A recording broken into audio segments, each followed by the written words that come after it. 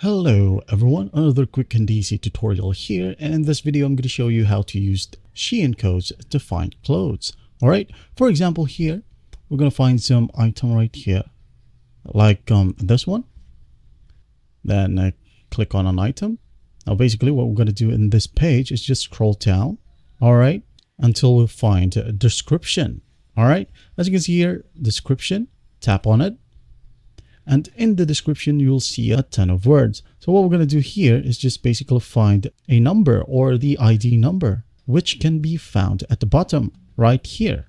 All right, just go ahead and hit on copy, as the copy button has come in handy. Now, once that's copied, you're going to want to go ahead and use the search function right here on our SHEIN app. All right, like for example, you are at home. Then go to the search bar right here, paste the ID, hit on enter, and you should be able to see the exact same item which you've copied the ID recently. And that's basically how you do it. You can share this ID for your friends, or if you're making a catalog, just go ahead and use the same ID and you're good to go. And that's basically how you do it. Well, I hope this video helps, and I'll see you in the next one.